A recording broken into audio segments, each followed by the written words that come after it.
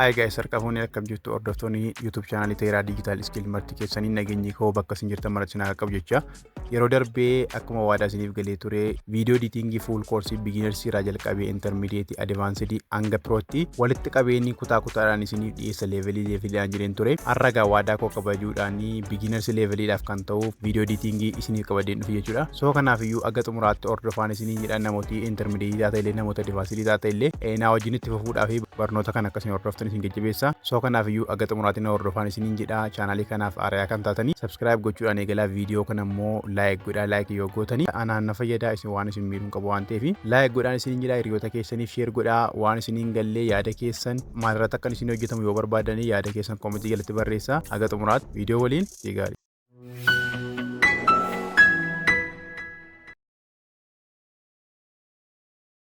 Akkuma gara walitti isiniif himuuf yaalee asirratti har'a kan nuti ilaallu video kana keessatti jechuudha. CapCut tutorial Afaan Oromo beginners guide full course jechuudha. Beginners dhaaf kuni. So kanaafi tokko ni ilaale jechuudha. Gatumaatti na hordofa. Namoonni video editing barachuu barbaadanii garuu eessa akka jalqabdan kan hin beekne har'a eessa akka jalqabdanii CapCut fayyadamuudhaan akkamittiin editing gochuu akka dandeessanii sadarkaa beginners wantoota isin barbaachisu kamiyyuu as keessatti isinii qabadeen dhufee jira jechuudha. So kanaafiyyuu gatumaatti na hordofa. Akkuma beekamu jalqabarratti tun barumsa keenyatti seenii beginners jechuun namoota sadarkaa jalqabaarra jira jechuudha video editingidhaaf. So namooti kun immoo maalirraa ka'uu qabu video editing maali jalqabarratti kan nuti ilaallu editing jechuun maali. Editing jechuun video tokko bareechuu yookaan sirreessuu jechuudha. Fakkeenyaaf kutaan barbaachifne balleessuu yookaan kutuu muuziqaatti dabaluu tekstii irratti barreessuu effektii dabaluu kalarii barbaachisu aadditti gochuudha jechuudha. Kun hundi maal jedhama video editing yookaan editing jedhama jechuudha. Inni kan biraan immoo CapCut jechuun maali. As keessatti akkuma isiniif himuuf yaalee CapCut fayyadamuudhaan video kana isiniif hojjedhe maaliifin CapCut fayyadamee CapCutiin sababa salphaatiif sababa namooti baay'eetti fayyadaman sababa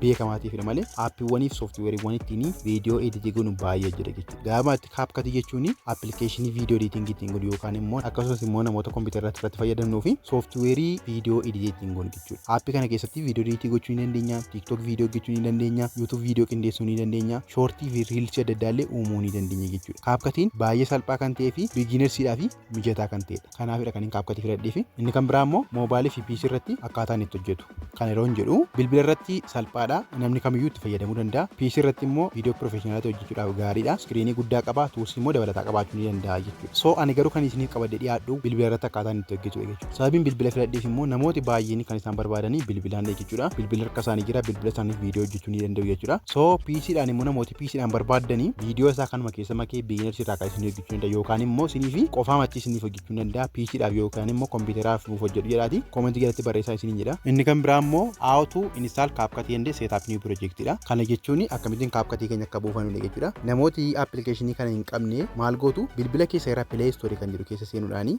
bakka searchii sana irratti maal jettanii barreessitu CapCut.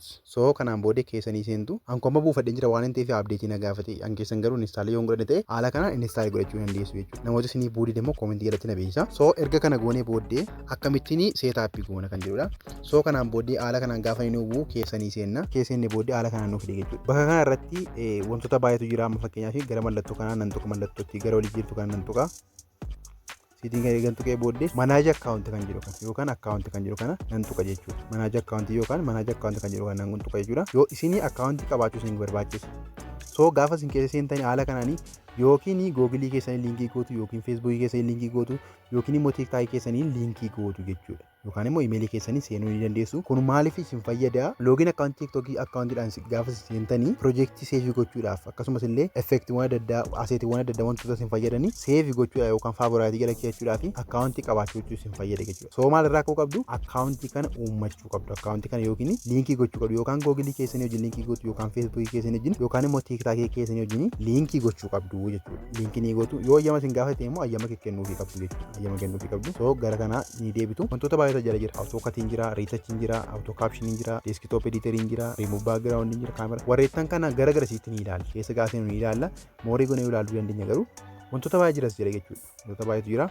So warra kana garasiitti ni ilaalla waan ta'eef yoo barbaachisaa ta'es immoo isiniin barsiisanii jechuudha. Inni kan biraa immoo how to import video in CapCut. Akkamittiin gaalarii keenya keessaa yookiin immoo bilbila keenya irraa viidiyoo keenya aaddiitti goone yookaan immoo suuraa yookiin muuziqii aaddiitti goone kan jedhu waliin ilaalla. So kana gochuudhaaf jalqaba maal goone viidiyoo keenya jalqabaa jechuudhaaf new project ni goone jechuudha import gochuudhaaf viidiyoo keenya gara CapCut import gochuudhaaf erga tuqnee booda waan barbaachisu kamiyyuu additti goone jechuudha kana booda so viidiyoo yoo barbaanne kanatti buuna suuraa fakkeenyaaf suuraa yoo jira slaayidii hojjechuu yoo barbaanne haala kanaan keessa seennee kan barbaanne ni filanna jechuudha fakkeenyaaf suuraa keessaa wantoota tokko nan filadha haala kanaan nan filadha okay viidiyoo keessaas tokko nan filadha so ergan kana godhee booddee ergan addii godhee xumuree booddee maalan godha gara gadii kanaan dhufa jechuudha gara gadii kana wantoota lama jira inni kuni HD kan jedhu kun ni jirti HD kan jettu kuni ni jirti HD jechuun namoota bilbila keessan performance isaa guddaa ta'e HD kan yoo bantanii gaariidha jechuudha maaliif quality isaa yeroo nuti editing goonu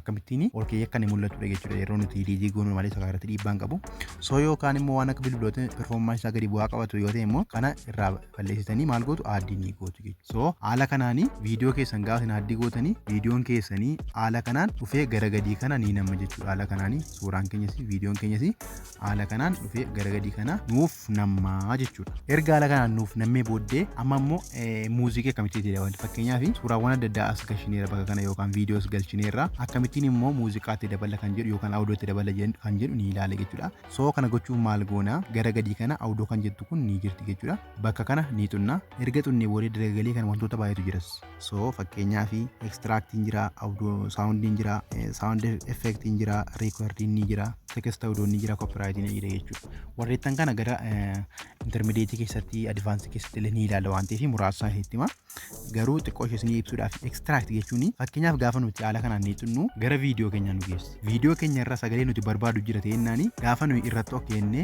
aaddii goonu fakkeenyaaf tokkuma gaafa nuti aaddii goonu maal ta'a jechuudha asitti maal jedhee barreessi jechuudha extract add audiyoo kan jedhutti barreessi jechuudha kana jechuun maalidha audiyoo keenya irraa fudhata jechuudha viidiyoo sana hambisee audiyoo keenya fudhatee viidiyoo jala nuu galchaa jechuudha inni kun maalidha extractidha inni kan biraa immoo saawundii jechuun sagalee nuti fudhannudha jechuudha isin isitti agarsiisuu jedhudha kuni so erga kana tuqnee booddee gaafa haala kanaan nuuf fida bakka kanatti wanti sun beekuu qabdanii kuni kan aappiin kun ofii isaatiin nuuf kennudha sagaleewwan warreettan kunniin jechuudha kana ni dhiibne nuti maaliif bilbila keenya irraa qabna waan ta'eef maal goona gara olii kana isheetti kan mallattootti faayilaa kun jirti bakka kana ni xunna erga bakka kana tuqnee booddee maal goona mammoo dhufneeti device kan jettu kana ni filanna jechuudha device kan jettu kan ni filanna erga device kan jedhu filannee bakka kanatti maal nu fide bilbila keenya irraa muuziqaa nuti qabnu yookaan audiyoo nuti qabnu haala kanaan nu fide jechuudha so haala kanaanii kan barbaanne itti dabaluu ni dandeenya jechuudha fakkeenyaaf kana hin dabala egaa akka itti bu'ee booddee mallattoo iddoo kana dhufa mallattoo iddoo kana nan tuqa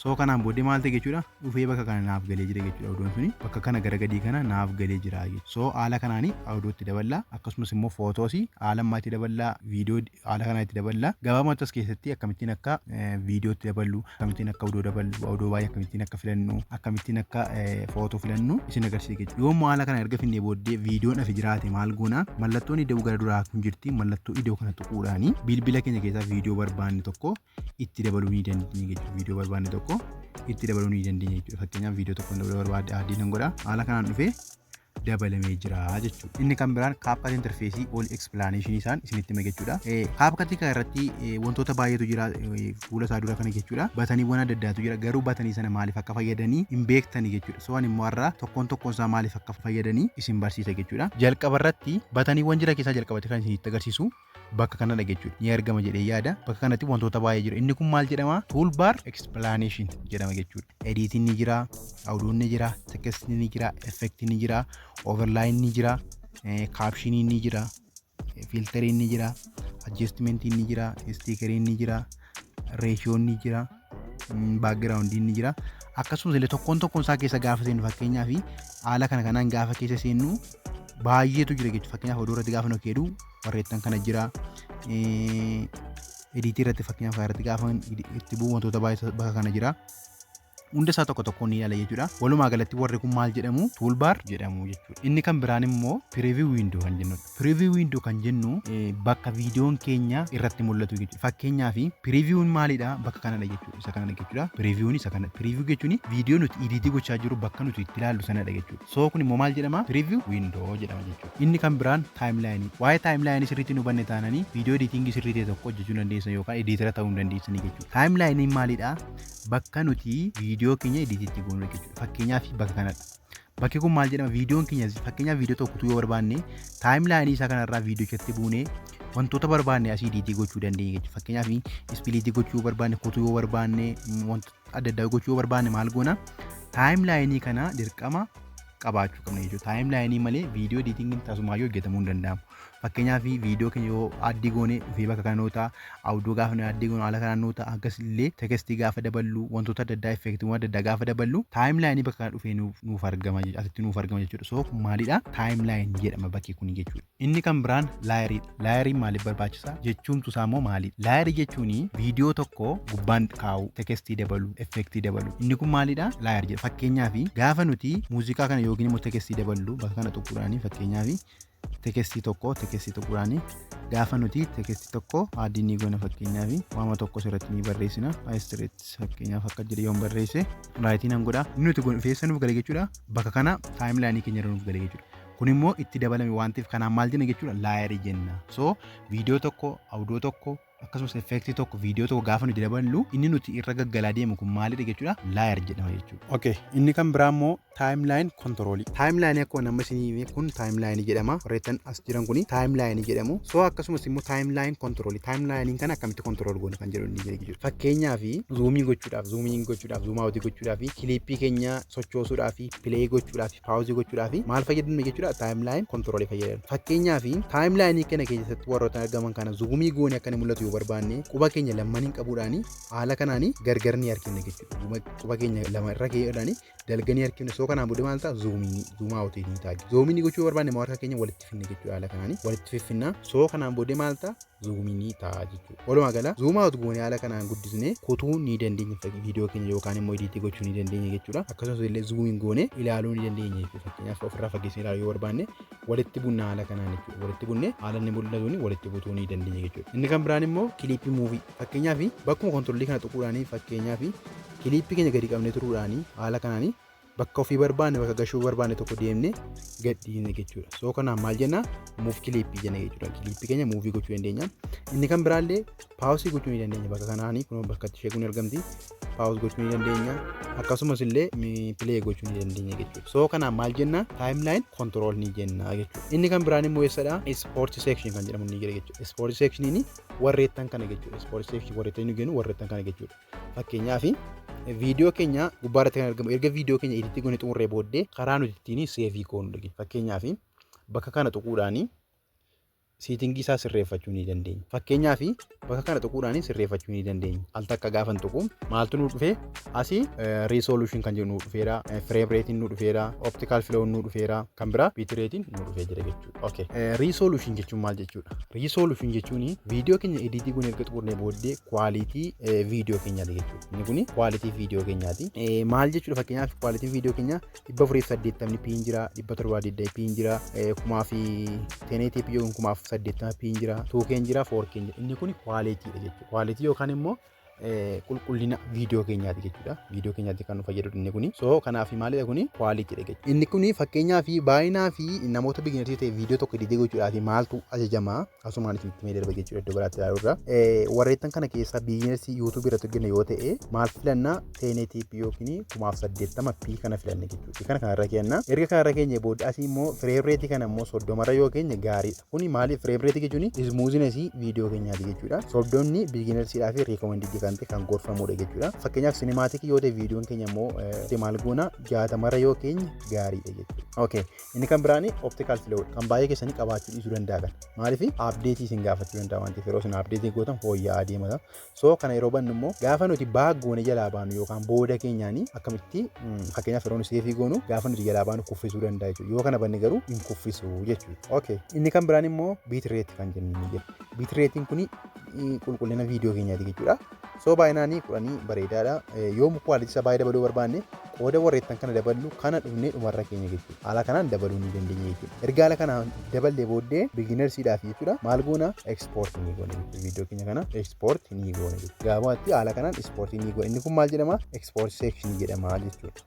Inni kan biraan AutoCAD and trim video in CapCut kan jennu. So kana jechuun viidiyoo keenya akkamittiin akka kunnu akkamittiin trim akka goonu as keessatti ni ilaalla jechuudha. Viidiyoo kana keessatti fakkeenyaaf viidiyoo kana keessatti kutaa dogoggoraa balleessuudhaaf akkamitti katii akka goonu, akkamittiin tiriim akka goonu salphaatti ni baranna jechuudha. So kanaaf katii jechuun maal jechuudha? Katii jechuun kiliippii tokko bakka lamatti qoodudha. Fakkeenyaaf kiliippii kana kiliippii viidiyoo mul'atu kana kiliippii jechuun kanadha jechuudha. Kiliippii jechuun paartii kan dhageessu kiliippiin keenya viidiyoo ta'uu danda'a, tekstii ta'uu danda'a. Maal goona akkamittiin akka katii goonu yookaan akkamittiin akka goonu. Fakkeenyaaf kana kutuudhaaf viidiyoo sana irraa takka ni buuna. Paartii kutuu barbaanne sana erga buunee booddee maal goona gara gadii kana ispiliit kan jettu kun ni jirti jechuudha. Ispiliit gochuudhaan katii ni gaafa ispiliit goonu maal ta'e jechuudha. Viidiyoon keenya haala kanaanii iddoo lamatti gargar qoodamee jira jechuudha. Erga gargar qoodamee booddee waan barbaanne gochuu dandeenya. Fakkeenyaaf dileetii gochuu barbaanne yoo ta'e maal goona bakkatti kanatti bu'uudhaan fakkeenyaaf viidiyoon kutuu barbaanne sanatti erga bu'ee booddee gara gadii kana dhufuudhaan tuulbaarii kana jechuudha. Dileet kan jedhu kana nan godhe jechuudha. So kanaan booddee maal ta'e jechuudha? Dileetii ta'e jechuudha. So katiin maaliif nu barbaachisa? Paartiin barbaachifne tokko kunnee yookaan walitti buutuudhaaf yookaan immoo gidduudha dileetii goonee baasuudhaaf yookaan immoo bakkatti gijjiiruudhaaf. Fakkeenyaaf kana dhumarra gashuu barbaade jalqabarra gashuu barbaade yoo ta'e haala kanaan katii godhuudhaan ispiliitii kana tuqee ergan tuqee booddee maalan godhe jechuudha. Viidiyoo sana al takka gadi qabuudhaan fakkeenyaaf jalqabarra gashuu barbaade. Haala kanaan fidee jalqabarra nan gashee jechuudha. Maaliif kunneetti baafnee iddootti gijjiiruudhaaf kan nu dandeessisu maal jechuudha? Ispiliitiidha. Ispiliitiin kun kutuudhaaf kan nu gargaarudha jechuudha. Inni kan biraa immoo katiimaan kan wal fakkaatu tiriim kan jedhu. Tiriim jechuun immoo kutaa hin barbaachifne tuquudhaan irraa gabaabsu gara jalqabaatti yookaan immoo gara xumuraatti irraa gabaabsu. Fakkeenyaaf mallattootiin bakki kun ni jirti. Bakka kana tuquudhaan qassini gaafa nuti arginu maal ta'e ni gabaabbate gaafa akka goonu ni dheerate jechuudha. So maaliif nu fayyada jechuudha tiriippiin kun gara dhumaatiin gabaabsu. Fakkeenyaaf immoo asiin gabaabsuu barbaanne yoo ta'e viidiyoo keenya irraa mallattootti ishee kana ishee gara jalqabaa kana tuquudhaan tiriim ni goona gara keessatti buune jechuudha. So gara keessatti gabaabsuu ni dandeenya. Haala kanaan itti dabaluu hir'isuu ni dandeenya jechuudha. So kun maal jedhama? Tiriim jedhama jechuudha. Inni kan biraa immoo ekstiraa paartii balleessu. Akkasuma amma isitti hin ture kutaa hin barbaachifne yookaan immoo kutaa dogoggora ta'e tokko balleessu. Fakkeenyaaf viidiyoo kana dogoggora fidannee gara kana. Viidiyoo kana immoo balleessuu barbaanne. Viidiyoo kana al takkaa tuquudhaan maal goona? Dileetii bakka jiru kana jechuudha. So kanaan booda dileetii ni goone jechuudha. Maal ta'e jechuudha viidiyoon suni hin badee jechuudha. Gabaabumatti waa'ee maal ilaalle jechuudha? Waa'ee katii tiriimii fi ekstiraa paartii balleessuu ilaalle jechuudha. Inni kan biraa immoo how to delete mistake video yookaan yeroo viidiyoo tokko editii goonu viidiyoo dogoggora ta'e tokko akkamitti balleessina. Editingii yeroo goonu dogoggora hedduun nu mudachuu danda'a. Viidiyoo balleessuu sodaachuu dandeenya. Akkasumas illee booddeetti deebinee waan balleessine tokko sirreessuu yookaan immoo waan sirreessine tokko waan bade tokko sirreessuudhaaf nu rakkisa jechuudha. So as keessatti editingii keessatti dogoggorri maali? Kiliippiin balleessuun dogoggora ta'uu danda'a. Editingii dogoggoruun ni danda'ama. Dogoggora kutuun ni danda'ama. Effektii baay'isuu ni dandeenya. Taayimlaayinii walxaxuu ni danda'a jechuudha. Kun maalidha? Dogoggoradha jechuudha. So kana jalatti maal ilaalla? Aanduu fi riiduu. Aanduu jechuun hojii yeroo dhiyoo hojjetanii deebisanii ilaalu. Fakkeenyaaf kiliippii dileetii goone tokko deebinee ilaalu. Mallattootti ishee kana jechuudha. Fakkeenyaaf kana dileetii nan godha. Ergan dileetii godhe booddee viidiyoon kun asii bakka kanaa badee jira. Ammas kanas dileetii nan godha. Bakka kanaa badee jira. So garuu balleessuun koo dogoggora jira. Fakkeenyaaf balleessuun koo dogoggora yoo ta'e booddeetti deebi'uu yoo barbaade maalan tuqaa mallattoo ishee kana aanduu kana tuquudhaan booddeetti nan deebi'e jechuudha. Haala kanaan maal ta'e jechuudha? Viidiyoon sila badee ni deebi'e jechuudha. Ofedha. Amma immoo deebiseera. Inni deebise kun immoo dogoggora. So kanaaf immoo gara duraatti deemuudhaan maalan godhaa? Kanaan immoo maalan jedhaa? Riiduun jedha jechuudha. Riiduu jechuun hojii irra deebi'ame tokko deebi'anii hojjechuu. Fakkeenyaaf isa nama balleesse kana gara duraatti deebisuun barbaade yoo ta'e kanan tuqa jechuudha. Kana tuquun ishee gara duraa kana tuquudhaan gara duraatti nan deeme jechuudha. Maal ta'e jechuudha? Deebi'ee badee jechuudha. Gabaabumatti duratti deebisuu fi booddeetti deebisuudha jechuudha. Yoo balleessine yoo waan ta'e kun yoo dogoggora tokko uumne booddeetti deebinee ilaalla. Yoo dogoggora booddeetti deebine immoo gara duraatti deebinee sirreessinaa jechuudha. Dogoggora tokko keessatti maaltu jira? Fakkeenyaaf aanduu tiriimii sirreessuu, kiliippii bakka sirrii geessuu, audoo voolumii sirreessuu fi furmaatanii ta'a jechuudha. So maal ilaalle jechuudha? Akkamittiin akka waan balleessine tokko yookiin immoo dogoggora uumame tokko akkamittiin akka sirreessinu. Dileetii gochuudhaaf immoo fakkeenyaaf dogoggora dhufe yoo ta'e kuni bakka kana tuquudhaan dileetii goone keessaa baane jechuudha. Haala kanaan dileetii ni goone jechuudha. Gabaabumatti waa'ee maal ilaalle jechuudha? Waa'ee how to delete mistake in video editing. Dogoggora video editing keessatti mudate akkamittiin akka sirreessinudha jechuudha. Inni kan biraa immoo paartiiwwan tool baarii kana keessa jiranii tokko tokkoon isiniif ibsa jechuudha. Viidiyoo kana durallee isiniif hojjedhee tureera. So beekneersiidha waan ta'eef kuni edit kan jennu kuni ni jirti gara gadii kana. So jalqaba edit kan jiru gabaafachuu fi bakka tool baarii kana gadi yookaan timeline control kana ni tunna erga tuqne booda haala kanaan nuuf fide jechuudha. Warreettan kana isiniif ibsa. So asii maaltu jira? Edit kan jiru ni jira jechuudha. Edit kan jiru gaafa tunnu edit kana jala split jechuun viidiyoo tokko adda godhuu ni jira. Volume kan jiru audoo dabaluu ni jira. Animation kan jiru tokko tokko ni ilaala gara duraatti. Animation jechuun fakkeenyaaf viidiyoon keenya yeroo jalqaba garuu akkaataan itti galu. Fakkeenyaaf bakka kana gaafa tunnu animationiin kun kana baafachuu maal nu barbaachisa? Niitoorkii nu barbaachisa jechuudha. Maalummaa animationiin gara duraatti ni ilaalla. Inni kan biraan effekti. Effektiiwwan kun wantoota baay'ee jira. Effekti jechuun wantootuma dhiibbaa fakkeenyaaf maal jedhee isinitti hima rooba fakkeessuu yoo barbaanne yookaan immoo bilarii gochuu yoo barbaanne wantoota baay'ee jira. Effekti kana advaansii keessatti akkasumas illee intermediate keessatti tokkoon tokko isaas ni barsiisa jechuudha. Inni kan biraan akkuma sitti agarsiisaa ture dileetiidha. Dileetii jechuun paartiin barbaachifne tokko dileetii gochuudha. Inni kan biraan immoo ispiidiidha. Ispiidiinis ariitii viidiyoo keenya kan ittiin dabalu kan ittiin hirribnu maal jechuudha. Ispiidiidha jechuudha. Inni kun ispiidiidha. So wantoota baay'eetu jira jechuudha. Inni kan biraan inni kan biraa ispiidiidha. Inni kan biraa immoo biitii kan jedhu kunis baay'ee barbaachisaa garuu isinitti agarsiisa biitii jechuun rokottaadha akkuma isin beektanii. Inni kan biraan kirooppii. Kirooppii jechuun immoo viidiyoo keenya kirooppii akka itti goonu. Fakkeenyaaf viidiyoo tokko kirooppii gochuu barbaanne bakka kana tuquudhaan haala kanaan fakkeenyaaf nuuf fiduu danda'a. So erga fidee booddee maal goona kirooppii ni goona jechuudha. Gara kana qabuudhaan haala kanaan gabaabsuu yoo barbaanne irraa paartiin barbaachifne tokko irraa kutuu yoo barbaanne haala kanaan erga goone booddee maal goona seevii ni goona jechuudha yookaan immoo raayitii ni goona bakka kana tuquudhaan. So kirooppiin kana jechuudha. Kanas kirooppiin maal akka ta'e tokko tokkoon ni ilaale jechuudha rakkoon hin jiru. Inni kan biraan dappilikeeti. Dappilikeeti jechuun immoo kiliippii makaa dabaluu yoo barbaanne fakkeenyaaf kiliippii tokko tokko dappilikeeti gaafa goonu dappilikeeti ni ta'a jechuudha. Okay. Inni kan biraan maalidha riipileesii jechuudha. Riipileesii jechuun immoo fakkeenyaaf bakka viidiyoo kana bakka kana al takkaanii tuquudhaan fakkeenyaaf viidiyoo kana ni jijjiiruu barbaade. Viidiyoo kana jijjiiruu waan barbaadu bakka isaa kennaa bu'yoon barbaade riipilees kan jedhu kana fidachuudhaan faayila keessaa viidiyoon barbaade bakka ni buuse jechuudha. Kanas tokkoon tokko isaanii ilaala rakkoon hin qabu amma paalisaa jiwwal isin barsiisaa waan ta'eef. Inni kan biraa overlay. Overlay jechuun akkuma sirriitti yaalee irra keessatti viidiyoo dabaluu fakkeenyaaf tekstii dabaluu wantoota adda addaa dabaluudha jechuudha. So laayirii kana irratti fakkeenyaaf gaafa tuqu gara viidiyoo keenyaa nu geesse erga gara viidiyoo keenyaa nu geesse booddee addii itti gochuun fakkeenyaaf add overlay godhe jechuudha. Add overlay gaafa tuqu viidiyoo keenya keessaa waan an barbaade tokko addii itti gochuudhaaf kan na gargaarudha jechuudha yookaan itti dabaluudhaaf kan na gargaarudha jechuudha. Okay, inni kan biraa maalidha? Adjustii. Adjustii kuni akkuma sirriitti yaade kalarii kan ittiin hojjennu jechuudha. Kana piroo yookaan immoo advaansii keessatti ilaalu rakkoon qabu. Inni kan biraa fiilteriidha. Fiilterii qafoon keenya kun qabu yookaan immoo aappiin kun ofiisaatiin qabu kan ittiin ilaaluudha. Inni kan biraa riitachiidha. Riitachi jechuun immoo fuula keenya akkamittiin akkas muuzii goonuu wantoota adda addaa jechuudha. Baagiraawundii isinitti agarsiisee tureera. Baagiraawundii booda keenya akkaataa nutti balleessuudha. Inni kuni riilaayitii. Riilaayitii jechuun kuni baay'ee tokko isin fayyadasanii gara duraatti ilaala akkamittiin baagiraawundii kee laayitii akka fakkaatu. Fakkeenyaaf yeroo baay'ee laayitii yeroo fayyadamanii kanan fayyadaman jechuudha. Laayitii studio keessa waan jiru fakkaata jechuudha. Inni kan biraa opacity. Opacity jechuun immoo akka inni mul'atuu fi akka inni mul'anne akkaataa nutti goonudha inni kuni. Motion blurrii kanas ni ilaala rakkoon hin jiru. Inni kan biraan transforming kunis ni jira kirooppii wal fakkaachisa kunis baay'ee tokko nu fayyada jechuudha. Auto frame jira. Stabilized kan jedhu ni jira. Fakkeenyaaf viidiyoon keenya gaafa roqomu akkamittiin akka inni straight fakkeenyaaf yeroo fiigaa waraabne tokko viidiyoon tokko akka nu fiigaa waraabne hin beekamu akka nu fiigaa waraabne ni beekamu. So kana balleessuudhaan nu fayyada jechuudha. Fakkeenyaaf akka gimbaalitti jechuudha kuni. Inni kan biraa extract audio. Extract audio jechuun viidiyoo keenya irraa audio akka nu fudhatudha kan barbaachise kuni. Audio fakkeenyaaf viidiyoo tokko irraa sagalee fudhachuu yoo barbaanne extract audio kanaan irraa fudhannaa jechuudha. Okay, inni kan biraa refresh. Refreshin kun immoo viidiyoo tokko suuraa fakkiisee bakka tokko dhaabuudhaan nu fayyada. Kanas refreshin maaliif akka nu fayyadu tokko tokko ni ilaalla. Inni kan biraa reverse. Reverse jechuun immoo booddeetti deebisu viidiyoo tokko booddeetti deebisu yookaan immoo ofirra galagalchu jechuudha. Yoo duratti fiigaa jiraate akka inni booddeetti fiigu gochuudha. Fakkeenyaaf kuni akka maajikii akka itti barsiisu baay'ee ni argama.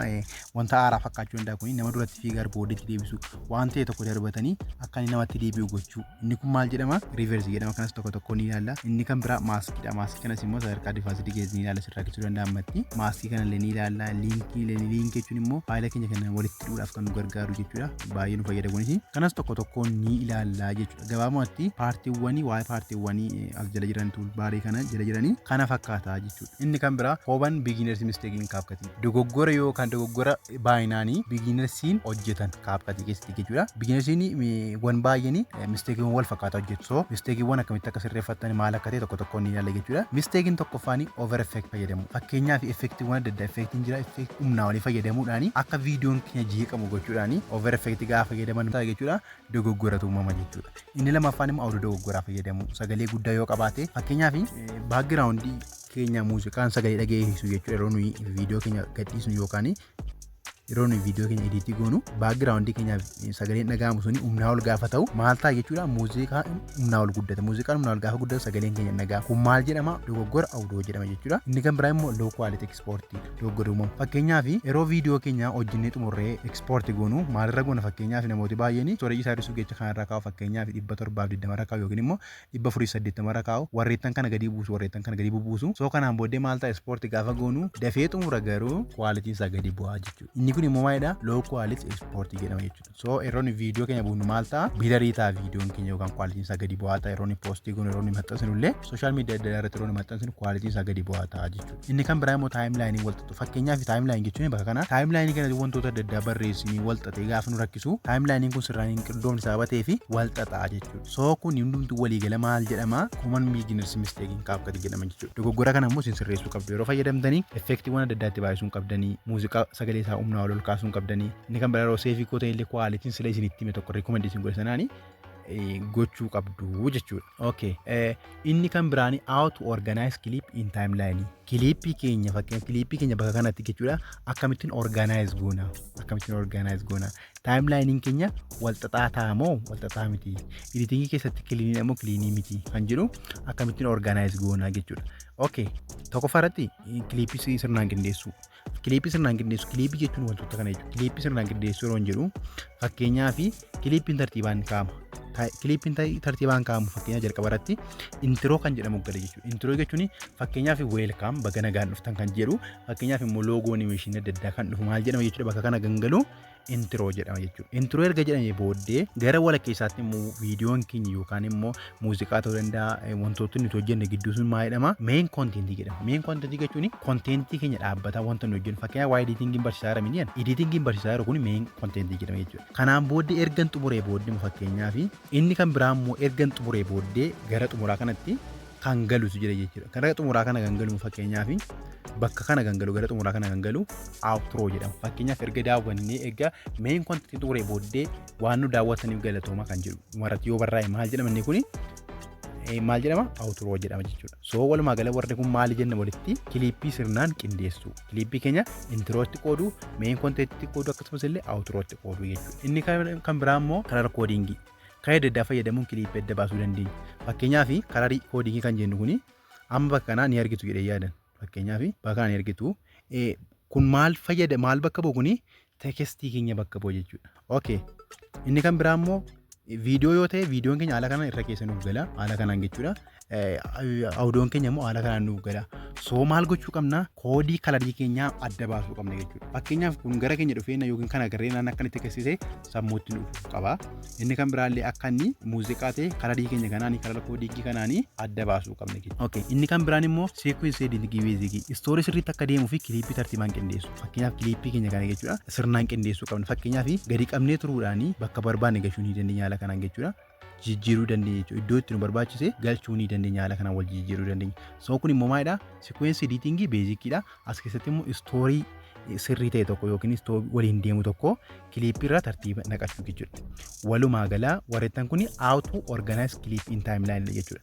Timeline keenya akkamittiin asirratti kiliippii keenya akkamittiin organize akka goonu timeline keenya irratti jechuudha. Inni kun haala kanaan edit goona jechuudha yookaan immoo organize goona jechuudha. Kanallee tokko tokkoon ni ilaalla waan ta'eef ammaa fi akka yaadaatti hubachuudhaaf isin fayyada jechuudha. Okay, koorsiin beginnersii kana fakkaata jechuudha. Okay, gabaabumatti koorsii beginnersii xumureera jechuudha. Koorsii beginners level kana keessatti wantoota kana hubattaniitu yaada CapCut interface muraasa hubattaniitu yaada viidiyoo simpliitii gochuu dandeessu yaada YouTubein akkamittiin YouTubeidhaa fi viidiyoo akka editii goonu paartiiwwan viidiyoo keenya intro outro akkasumas illee main clip kan jedhu bartaniitu yaada intermediate level seenuudhaa fi isin qopheesseera yaada jechuudha. Kan biraa editingidhaa fi confidence ni qabaatu yaada wantoota baay'ees keessatti ilaaltaniitu viidiyoo kan irra deddeebi'aa ilaala. Waan isiniin galle immoo koomentii jalatti barreessuu hin dagatinaa akkasumas illee level intermediate ceebuudhaa fi qophaan isiniin jedha waan hordoftaniif galatooma. Kana fakkaataa guddaa galatooma torbee level intermediate irraa amma walitti deemnutti nagaan tura.